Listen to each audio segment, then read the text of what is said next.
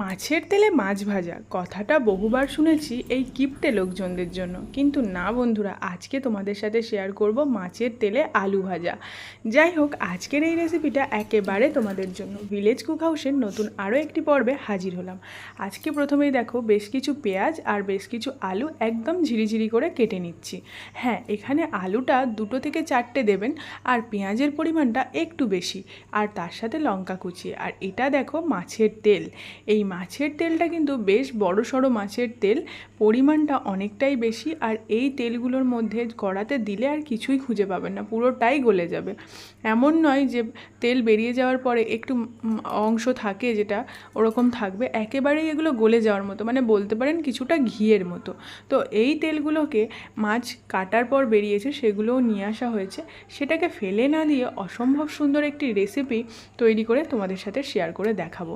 তো দেখো, এখানে তেলগুলোকে ধুয়ে নিয়েছি। এবার তেলগুলো যখন ধুচ্ছিলাম প্রচণ্ড পরিমাণে এই বাটিটাতে তেল ভর্তি হয়ে যাচ্ছিলো। আর কড়াইয়ে তেলের পরিমাণটা তো দেখেই নিলেন, সামান্য একটুখানি দিতে হবে।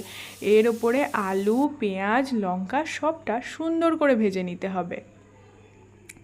আলুটা সুন্দর করে ভাজা ভাজা হয়ে এলে সেই সময় দিয়ে দিতে হবে মাছের তেল। হ্যাঁ, ভাজা মানে এমন নয় পুরোটা সিদ্ধ হতে হবে, সিদ্ধটা কিন্তু এই মাছের তেলেই হবে। দেখো, পুরো পিস পিস একদম যেন মাটনের চর্বি। আর তার সাথে অল্প একটুখানি ডিম ছিল, মাছের ডিম, সেটাকে আর আলাদা করে ভাজবো না, সেটা এর মধ্যেই দিয়ে দেবো। এবার দেখো, পেঁয়াজটা দিয়ে নাড়াচাড়া করছি।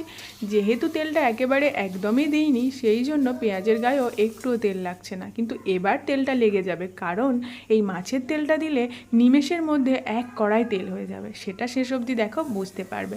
আমরা সবাই ইলিশ মাছের তেল খেতে বেশ পছন্দ করি, কিন্তু যদি এরকম বড় কাতলা মাছ বা বড় মাছের পেটের থেকে এরকম তেল বেরোয়, বা মাছের তেলগুলোকে নিয়ে এরকমভাবে একবার পেঁয়াজ আলু দিয়ে করো না, অসম্ভব সুন্দর। এটাতেই গরম ভাতে একেবারে জমে যাবে, এক থালা ভাত নিমেষেই শেষ। দেখো, মাছের তেলগুলো দিয়ে দিয়েছি, আর এবার যত নাড়াচাড়া করছি তত কেমন তেল বেরোচ্ছে। আর এটা থেকে ততটাই তেল বেরোবে, ঠিক যেভাবে শক্ত ঘিয়ের ডালা ফেলে দিলে সেটা গলে যেমন তেল বেরোয়, এটা সেভাবেই তেল বেরোবে। এর কিন্তু কোনো অংশ বেঁচেও থাকবে না, গলে একেবারে তেলে পরিণত হবে। হ্যাঁ, তোমরা যদি বাজার থেকে তেল কিনে আনো, মানে মাছের তেল কিনে আনো, সেক্ষেত্রে এরকম তেল একেবারে যে পাবে তা নয়। তেল মিক্স, তার সাথে আরও কিছু অল্প একটু, মানে যেটা হয় মাছের পেটে থাকে সেই রকম থাকবে।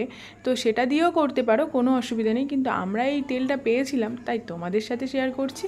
আর দেখো এখানটাতে কতটা তেল বেরিয়েছে, কোনটুকু তেল দিয়েছিলাম দেখো। এখন মনে হচ্ছে ছাঁকা তেলে পেঁয়াজ আর আলুটা ভাজছি।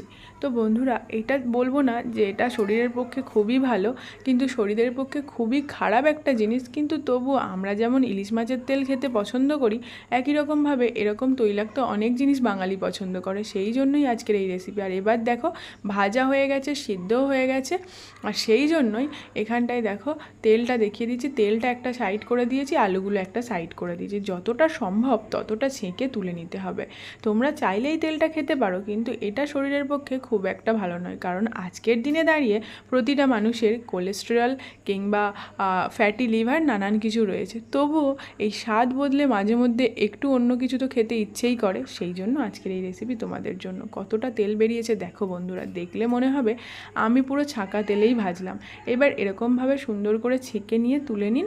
এবার এটা গরম ভাতে জাস্ট অপূর্ব একটা রেসিপি। বন্ধুরা, ভাবতেও পারবেন না কতটা সুন্দর খেতে লাগে, একবার হলেও বানিয়ে দেখুন। তেমন কিছু উপকরণ লাগলো না, কিন্তু লাগলো শুধু পেঁয়াজ, লঙ্কা, আলু আর এই মাছের তেল। বাজারে তো প্রায় সময় যান, এটা কিন্তু অনায়াসে পেয়ে যাবেন। তো যাই হোক বন্ধুরা, আজকের এই রেসিপি কেমন লাগলো জানাতে ভুলো না। ভালো লেগে থাকলে লাইক, শেয়ার অ্যান্ড কমেন্ট করতে একদমই ভুলবেন না।